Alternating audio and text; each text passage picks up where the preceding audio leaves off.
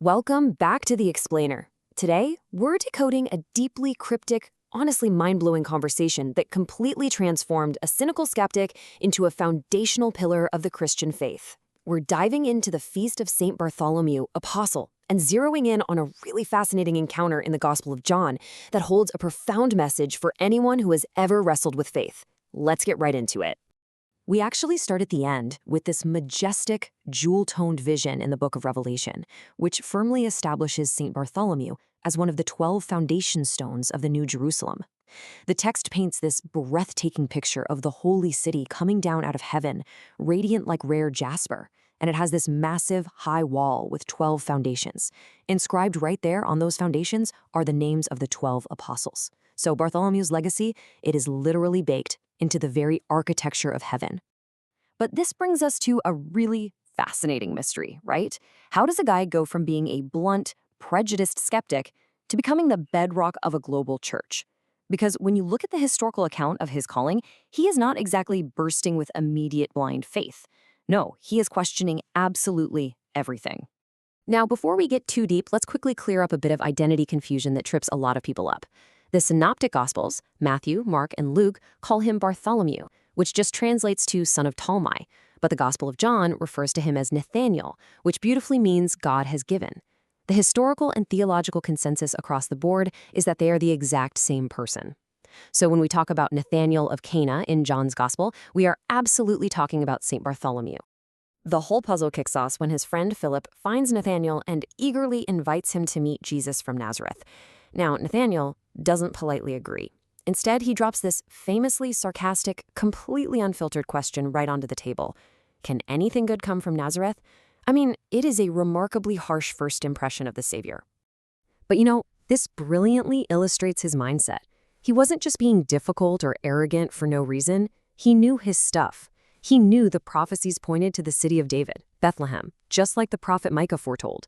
Nazareth, on the other hand, was this obscure, completely lowly village in Galilee. To Nathaniel, a guy who deeply studied the Torah, the idea of the Savior coming from an uncelebrated rural outpost like Nazareth didn't just seem unlikely, it seemed scripturally impossible. And Philip's response to all that skepticism is absolutely brilliant. He doesn't argue theology, he doesn't whip out a scroll to debate prophetic fulfillment or try to win a logical sparring match. He just offers a simple, timeless invitation to experience the truth firsthand. He literally just says, "Come and see." It's this powerful reminder that knowing Jesus requires a firsthand experience, moving way beyond just hearing the testimony of someone else. So Nathaniel goes, and when Jesus sees him coming, he immediately highlights a powerful contrast, calling Nathaniel an honest Israelite. This is completely unlike the original Israel Jacob, who is famous for his deceit. Jesus looks right at him and says, "Here is truly an Israelite in whom there is no deceit." It's this massive theological callback. The patriarch Jacob spent his early life tricking and grasping, but Jesus is essentially saying, here is a man whose heart is pure, a true child of Israel with zero hidden agendas. Well, Nathaniel is stunned by this. Getting this kind of immediate spot-on insight into his character from a complete stranger totally strips away his initial sarcasm. It prompts him to ask a very honest, vulnerable question. Where did you get to know me? How could this guy from Nazareth possibly see right through his defenses and know his true heart? Jesus replies with a clue that honestly sounds like absolute code to modern ears, but it instantly changes everything for Nathaniel. He says, "Before Philip called you, I saw you under the fig tree." Now to us, that might just sound like Jesus casually mentioning a random location, but to Nathaniel, that lands like a lightning bolt. So here is the absolute key to this whole interaction. By mentioning the fig tree, Jesus reveals divine, omniscient knowledge of Nathaniel's most private, sincere spiritual search for God. In ancient Jewish tradition, sitting under a fig tree wasn't just about catching some shade. It was a very well-known metaphor for a place of quiet Torah study and contemplation. Jesus is telling Nathaniel, "I saw you in your most private moments. I know your deepest, quietest desires for God." Instantly, all the skepticism vanishes. Nathaniel makes the very first recorded confession of Jesus' divine sonship and kingship in the entire Gospel of John. All those Old Testament promises he had been studying under that fig tree, the royal descendant of Judah, the son of David, they all suddenly converge in the man standing right in front of him. He just explodes with, "Rabbi, you are the Son of God. You are the King of Israel." But Jesus isn't done yet. He basically asks, "Do you believe just because I saw you under the fig tree?" And he promises Nathanael that this honest search for truth is going to be rewarded with an even grander, truly cosmic vision. He assures him this is only the beginning. And the narrative builds right to this stunning climax. Jesus uses breathtaking imagery to make the ultimate promise to Nathanael. He tells him, "Very truly, I tell you, you will see heaven opened, and the angels of God ascending and descending upon the Son of Man." This right here brilliantly decodes the ancient symbol of Jacob's ladder. Jesus is revealing that he himself is replacing the physical location of Bethel as the true meeting place between heaven and earth. Just as Jacob saw a ladder joining the human and the divine back in Genesis 28, Jesus is declaring that he is the ultimate fulfillment of that vision.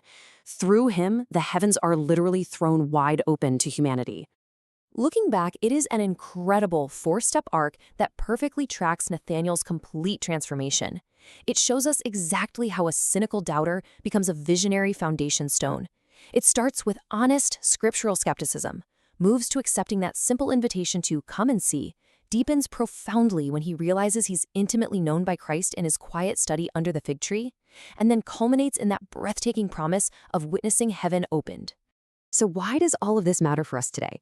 Well, it's profoundly encouraging. It shows us a God who doesn't demand perfection or blind, unquestioning acceptance right out of the gate.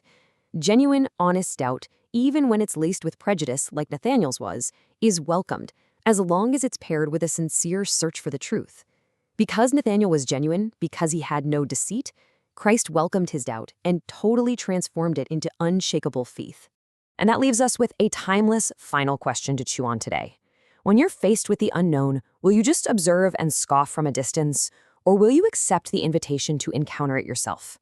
We all have our own Nazareth, those things we are stubbornly skeptical about, but the invitation remains exactly the same. Will you let your assumptions have the final word, or will you step out from under your own fig tree and come and see?